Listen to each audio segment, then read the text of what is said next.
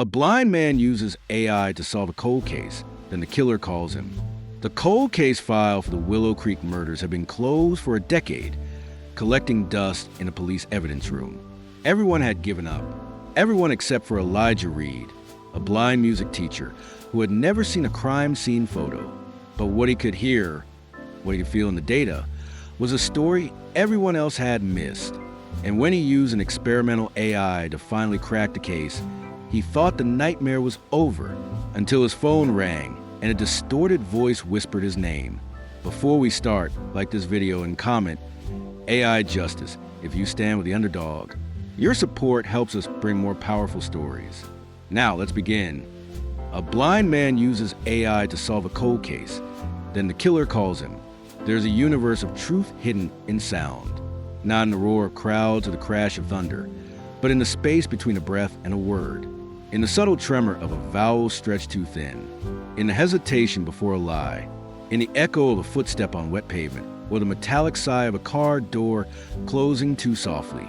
For 10 years, the truth behind the Willow Creek murders lived in that space, hiding in plain hearing.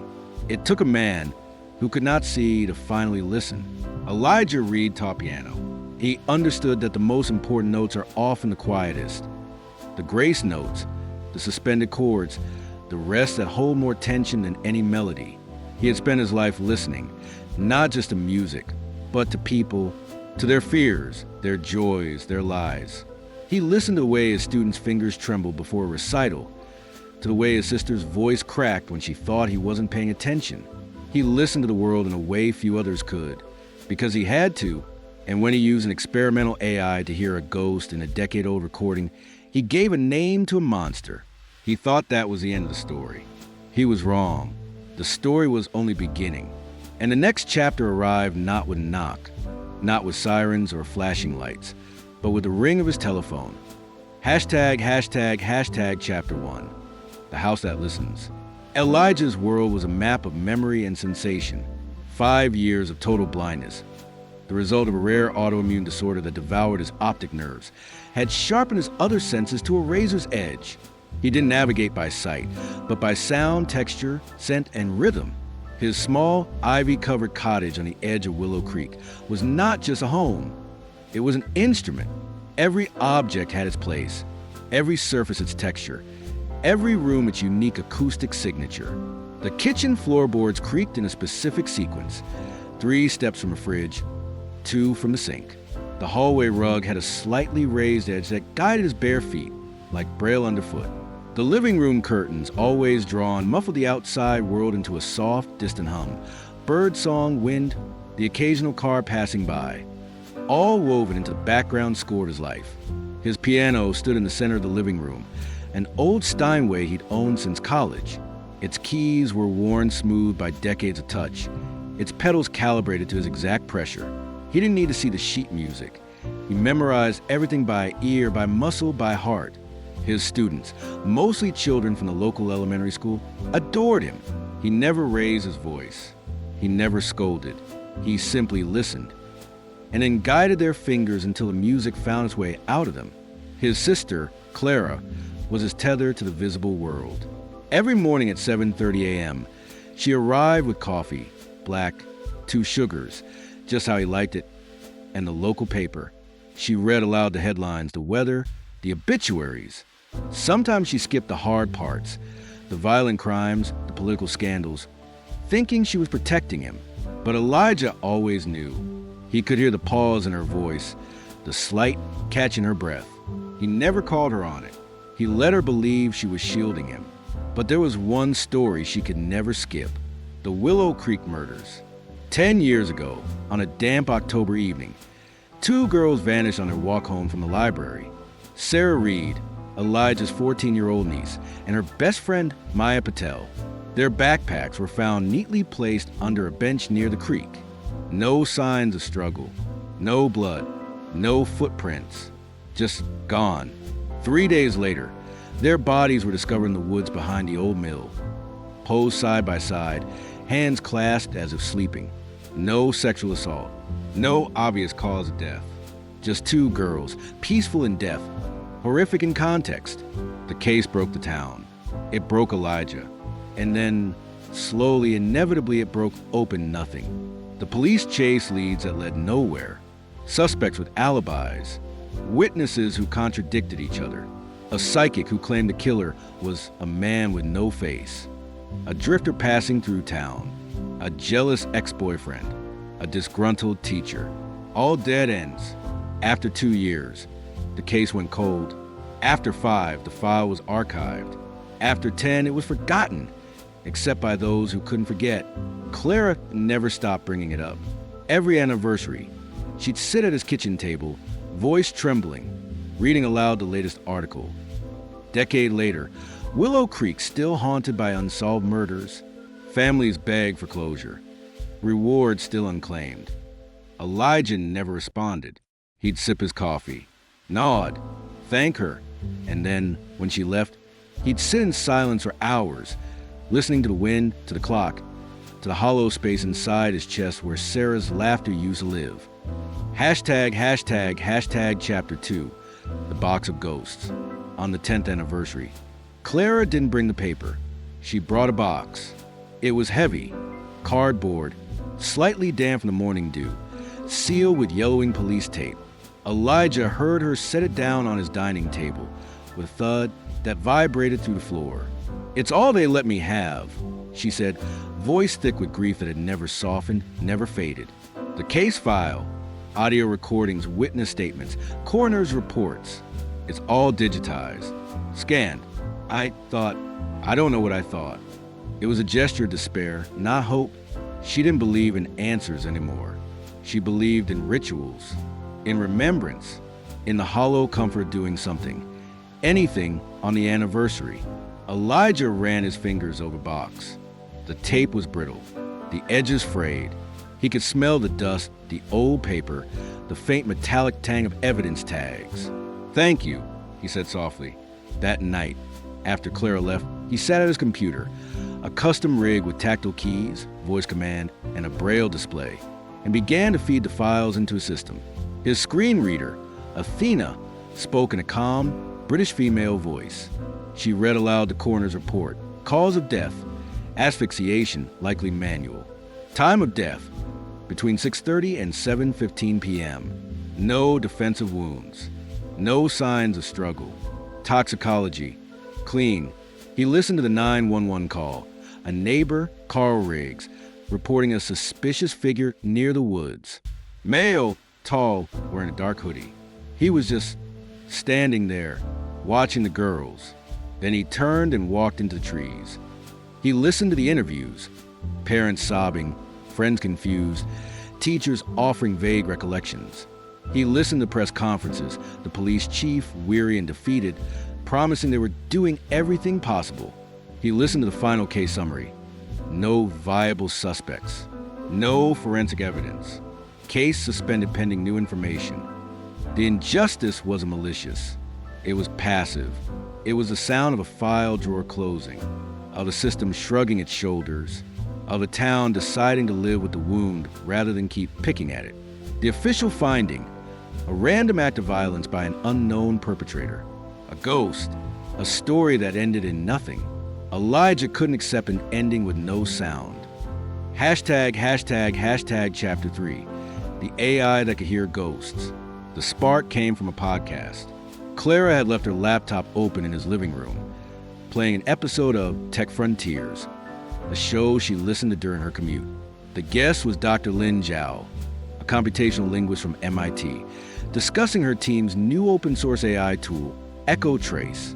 Designed for journalists and human rights investigators, EchoTrace could isolate layers of audio, filter out background noise, and, most importantly, analyze vocal stress patterns, micropauses, and subharmonic tremors that indicated deception, fear, or rehearsal.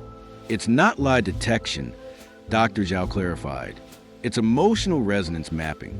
Humans can't hear these frequencies, but machines can. And when you train them on thousands of verified emotional states, they become unsettlingly accurate. Elijah sat up straighter. He asked Clara to download the software. She hesitated. Elijah, this isn't a game. I'm listening. He spent 3 days learning the interface by voice command. Echo trace was complex, layers of filters, spectrograms, waveform analyzers. But Elijah's mind worked in compositions. He saw patterns where others saw chaos. He treated the software like a new instrument, learning its keys, its pedals, its tonal range. His first subject, the 911 call. He'd heard it 100 times. Carl Riggs panicked, breathless, describing the suspicious figure. But Echo Trace heard something new. It isolated a low-frequency rumble beneath Carl's voice. 58 hertz, steady, rhythmic, the idle of a diesel engine. Elijah frowned. Athena, cross-reference, Willow Creek Municipal Vehicle Logs, October 17, 10 years ago. Filter for diesel engines operating after 6 p.m. The answer came back in seconds. No sanitation, utility, or public works vehicles were scheduled or recorded in Willow Creek between 6 p.m. and midnight on October 17. Carl Riggs lived half a mile from the crime scene. His call was made from his home phone. His backyard bordered the woods. Why was there a diesel engine idling outside his house at 6:42 p.m.? The exact time he claimed to be watching the suspicious figure? Elijah's pulse quickened. He fed Echo Trace the full transcript of Carl's police interview. 2 hours of rambling testimony. The AI flagged 17 instances of rehearsed speech patterns, unnatural pauses, repeated phrases, stress spikes inconsistent with genuine recall. Carl wasn't just mistaken. He was lying. Chapter 4, The Eulogy That Screamed. Elijah didn't sleep for 48 hours. He combed through every public recording of Carl Riggs, town hall meetings, charity events, even a Rotary Club speech from 2015. He was looking for a match, the same vocal stress pattern, the same deceptive tremor. He found it, not in a meeting, not in an interview, in a eulogy. The town had held a memorial service 1 year after the murders. Carl Riggs, a pillar of the community, a devoted neighbor, a man who tried to save those girls, was asked to speak. His voice, captured on a shaky cell phone video uploaded to YouTube, cracked with emotion. He spoke of Sarah's smile, of Maya's kindness, of the monster who took them. The crowd wept.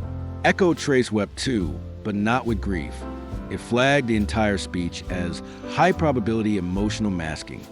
Beneath the tears, beneath the trembling voice, was the same stress signature from the 911 call. The same micropauses, the same rehearsed cadence. Carl wasn't grieving. He was performing. And performances, Elijah knew, were designed to distract.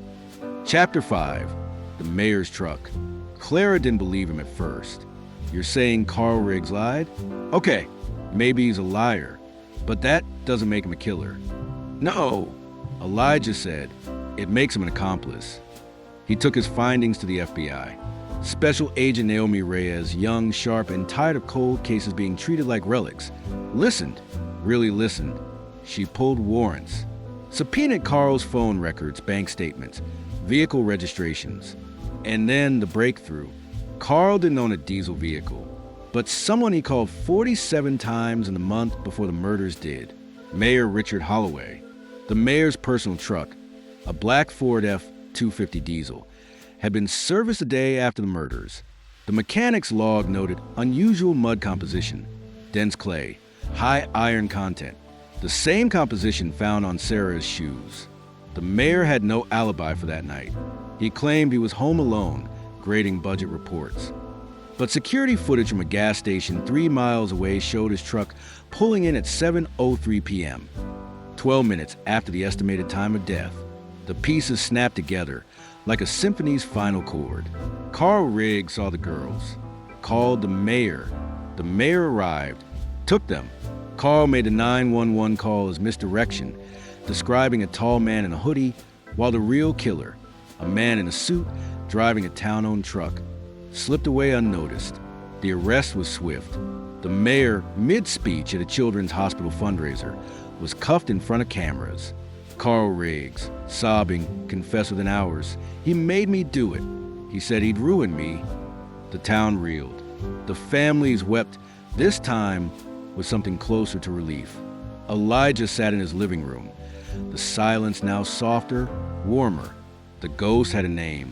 The story had an ending. Or so he thought. Chapter 6, The Call. It came at 3:17 a.m. Elijah's phone, an old tactile model, rang with shrill, unfamiliar tone. Not his alarm. Not Clara. Not a student's parent. He answered. Elijah. The voice was calm, clear, no distortion, no static. It was a voice he knew. Detective Marcus Bryson, retired, the lead investigator on the Willow Creek case. The man had told him 5 years ago, sometimes there just aren't answers. You found the pawn, Bryson said. His voice was flat, cold. You were always so much smarter than they said. Elijah's blood turned to ice. But you never found the king. A pause, long enough for Elijah to hear his own heartbeat. I managed that case, Elijah. Sealed it, steered away from Holloway, my hunting buddy, my golf partner. Made sure the diesel had vanished. Made sure Carl's interviews were inconclusive. I closed that file because I chose to. Why? Elijah whispered. Power, money, a seat on the county commission. Holloway promised me the world, and for 10 years, I kept it secret. Until you. Another pause. I'm not going to jail. Elijah, I'm too careful, too connected. But know this, I'm still here. I'm always watching. The line went dead. Chapter 7, The Unfinished Symphony. There was no arrest, no press conference, no justice for Bryson. The system, even when it worked, had limits. Holloway and Carl went to prison. The families got closure. The town exhaled. But Elijah, he sat at his piano. He played Chopin's Nocturne in C-sharp minor, Sarah's favorite. The notes filled the room, soft and aching. He had solved the crime, but he had not found peace. Because some monsters wear badges. Some lies are written in procedure. Some truths are too heavy to carry alone. Clara found him there at dawn, fingers still on the keys, tears silent on his cheeks. What do we do now? She asked. Elijah smiled faintly. We keep listening. Epilogue, The Vision of the Blind. Elijah Reed proved that justice isn't about sight. It's about vision. He used a tool designed to understand the past to prevent a future tragedy. 3 months after Bryson's call, Elijah anonymously leaked his findings to a state prosecutor. Bryson's pension was frozen, his home raided. His secrets, slowly, began to unravel. But Elijah didn't wait for the gavel. He started a nonprofit, Echo Justice, training law enforcement to use AI-assisted audio forensics in cold cases. He traveled the country, speaking at conferences, teaching detectives to listen, really listen, to what the evidence was trying to say. He never saw Sarah's face again, but he heard her voice in every note he played, in every case he cracked, in every life he helped save. The AI could find a ghost in the machine, but only a human heart could give it meaning. And only a blind man, listening in the dark, could hear the truth the rest of the world was too busy to notice. Elijah Reed's story doesn't end with an arrest. It ends with a mission, asterisk, asterisk. Asterisk justice isn't a destination. It's a frequency, and some of us are born to tune into it, asterisk. If you believe that technology can be a force for good, even in the darkest of places, like this video, subscribe to Digital Detective and share this story. Comment below. Would you have the courage to answer that call? Stay tuned for our next story. The librarian who used facial recognition to find a missing heiress. The truth is waiting to be found.